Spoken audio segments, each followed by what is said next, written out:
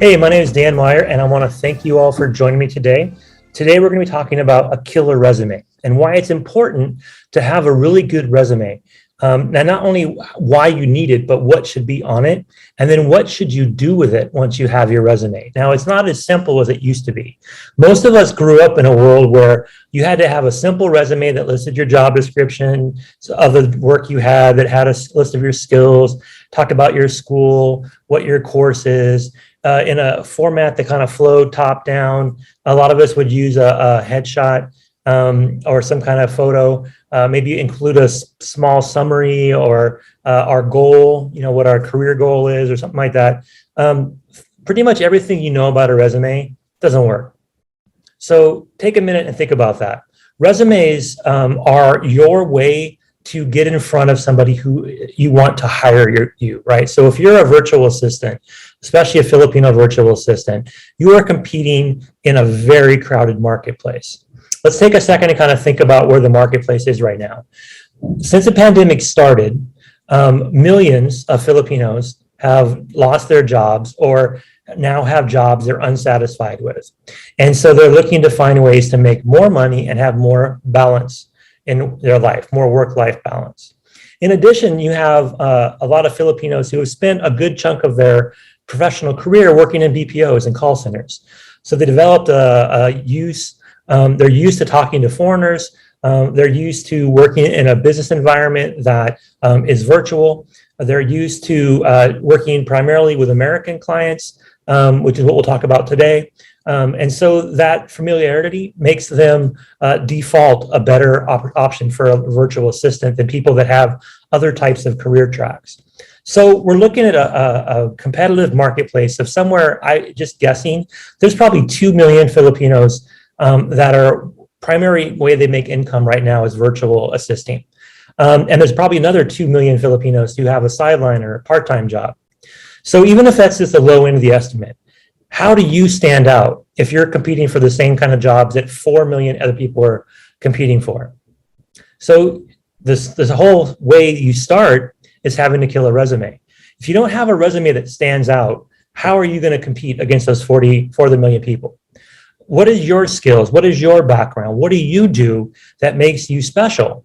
And if you don't have that captured in your resume, then you're just one of a million other faces that look the same. So that's where I want to start.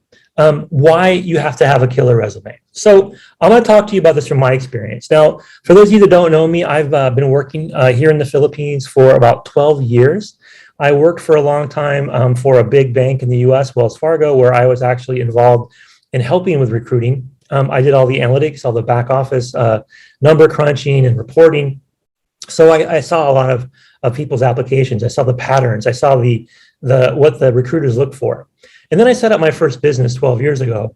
And the first thing I did was hire a couple Filipino staff. So in the 12 years since I've been first coming here to the Philippines, I have literally looked at well over 10,000 Filipino virtual assistant job applications. And not just virtual assistant, but call center staff. And I've taught college here in the Philippines, a couple of different places. I've been a guest lecturer and even a guest instructor. And so I've seen a lot of resumes from people that are in college, even the top colleges. One of the schools that I taught at was De La Salle. So basically, I have a lot of insight. And I take that insight and I map it to what clients in the US need. And I talk about specifically the US because that's where I'm from, that's where my clients are. But it basically covers anywhere where people want to work as a virtual assistant. These roles will definitely make sense.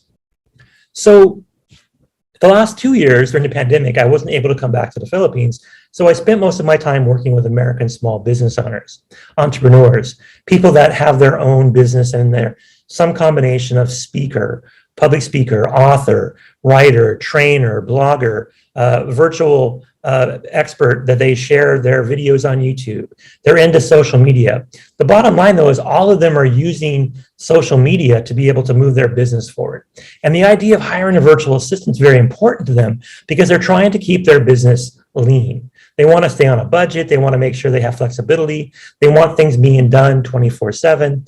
So hiring a virtual assistant is a good way for them to do that. And of course, a lot of people in the US are aware of outsourcing to the Philippines is a pretty big thing. They know that a lot of customer service calls go to the Philippines. They know that a lot of IT tech support's in the Philippines, and they're learning that a lot of virtual assistants are in the Philippines. So the last 2 years, I went around the country in the US. Even during the pandemic, we were able to go out and do business events in the US. I was able to go and speak in front of dozens and dozens of small business owners. And I would talk to them about what are their needs, what are the skills they need, what are the kind of VAs they need. And then over the last couple of years, I would match them. So I would match a virtual assistant from the Philippines with a client in the US. And I do that by first introducing the client to the VA. And a lot of times the client, the first thing they ask for is a resume. They want to see a resume just to kind of get a sense of who they're going to be talking to. Before they do a Zoom interview, before they give you anything to do, they want to kind of get a sense to know you. So I know from both having been here in the Philippines, how many resumes out there just suck. Not a lot of great resumes, unfortunately. In reality, I love the Philippines. I'm not talking bad about the Philippines, but most Filipinos that apply for jobs online have bad resumes. I'll show you some examples in a minute of what I mean by bad resume. On the flip side, most American business owners have about 30 seconds to make a decision if they want to meet you or not, right? So that resume that they're looking at as their first introduction to you, whether it be something that you're putting on Upwork or on LinkedIn or on Fiverr, or you're going through an agency, you have to have a resume that it pops. It has to be quick, eye-catching, answer questions, give them a sense of, yeah, they want to work with you. And you got to do that in a fraction of a minute.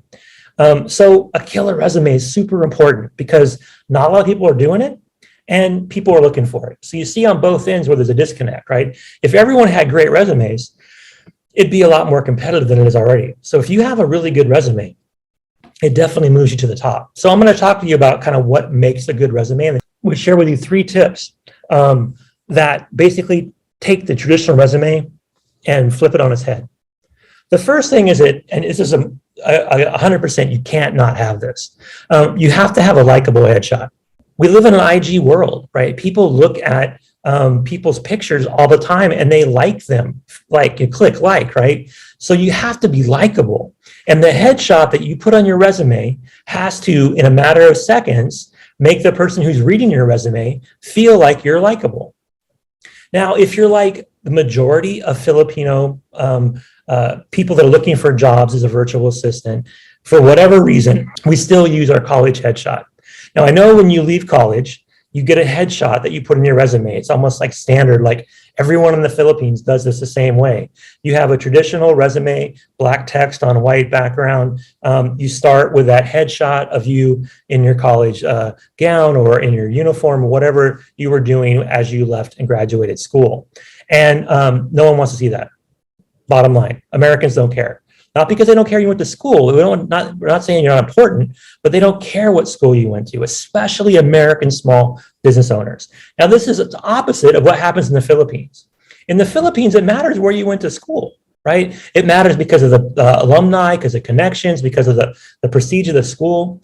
In the US, if you went to Harvard or Stanford or Yale, something like that, then it matters. But any other school in the US, people don't care. They don't even look at. Most small business owners in the US don't even have a 4-year college degree. So it's quite likely that most clients that you work with probably have less education than you do if you finished a 4-year degree here in the Philippines. So they don't care about your education. So get rid of that. Get rid of the college, the headshot. You want to find a likable picture. It has to be of your face, most from here up. It has to be something that's professional, but not over professional, right? You don't want a professional headshot. You want something that looks good. A good selfie against a light background wins every time, right? You don't want a passport picture where it's like a white background where it looks like a passport picture, but you want something where you're smiling, where you can see your eyes clearly, where you're engaging. And I don't care what you think, how you look. If you think you're attractive, you don't think you're attractive. If you think you don't look great on camera, you got to put all that aside. You've got to have an engaging headshot. It has to be likable. Imagine if you posted it on your social media, would people click on it and like it? And if you don't think they will, then don't use it on your resume. At the same time, you don't want to use like some crazy party picture of you with your family or you doing something that's too much away from the fact that they want to hire someone they think is likable. The second tip I'll share with you about your resume that has to kind of be engaging is you want to use color. Everyone out there's got the traditional black on white resume. So if you use color, it stands out. But you want to use color wisely. You want to think about what is your brand colors. Now, if you have a business page, if you have a website you set up, if you're doing something as a VA, you probably already invested something in some brand colors. Well, stick consistently with that, right? So you want everything they could possibly look at about you to kind of have a general brand. So if you're using a certain type of color, you're wearing a certain type of clothes, you have a certain type of color that you're using on your social media, kind of have it all map up, right? I'm all about blues and greens. You look at my social media, 90% of it is like a nice, really deep blue and a nice bright green. Those are just my colors, right? The colors of the globe. And that's why I travel around the world. I want people to think about outsourcing. I want them to think about, hey, I have a business in the US and I'm going to hire a team in the Philippines. So globe, right? So you get it. That's why my brand is like that. You should have the same thing as a virtual assistant. You should already be thinking about your own brand.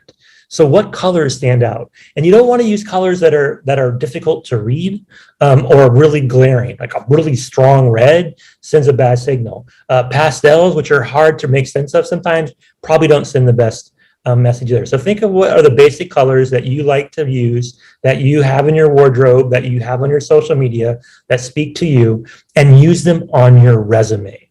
So here's a game changer, a secret I'll share with you, Canva, right? The best resumes I see, in fact, the examples I'm going to show you in a bit of the two best resumes that I popped to the top to share with you guys today, they both are basically Canva templates. And Canva is a game changer because before Canva, really, everyone had to have a traditional resumes made in a Word document or a Google Doc or some kind of Word type document where basically it's, you could change the text and you can put in a banner image or whatever, but it was kind of clunky and didn't look very clean.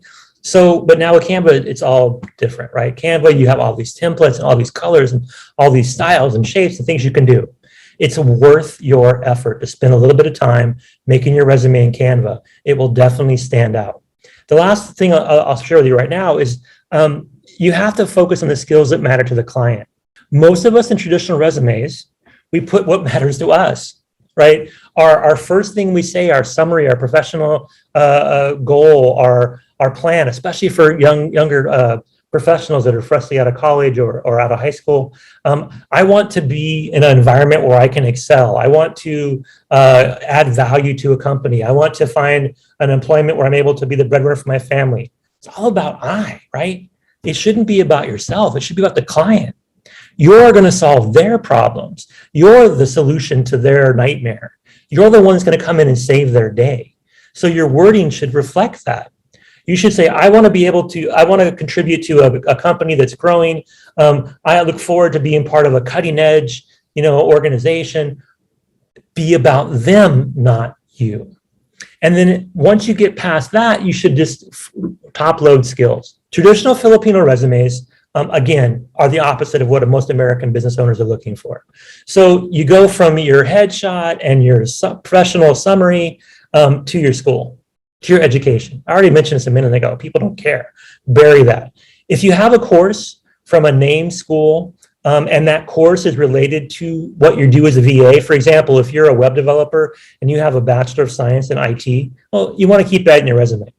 But if you went to you went to college for tourism, or you went to college to learn accounting, and you aren't accounting VA, or you're not working for companies that are involved in tourism, if you want to be a general VA, or you want to be a video editor, none of that matters what you went to college for, right? So if you want to put it on there, put it at the bottom, but you don't need it. You definitely don't need your high school or your elementary school. If I see somebody with a high school or elementary school on their resume, I'm like, how old are they again? It just throws off the whole idea that you're going to be a professional that's going to help me grow my business. So you really want to think about where you put the education. Put it towards the bottom. Focus on the skills that matter. You want to think about what are the things that you do that solve problems. People hire you to solve their problems. Think about that for a minute. What are the skills that you have that can absolutely solve somebody's problems? For me, for most of my career, it was analytics. It was data. It was reporting. It was being able to take data sets and find patterns and explain that in layman's terms to management. So everything I did on my last resumes that I put together before I started my own business was all about what I could do for someone I wanted to work for that would help me get into their thought process by them thinking, oh, I need this person. I need Dan on my team because Dan gets data. Dan knows how to make the reports that I've been dying to have in my business.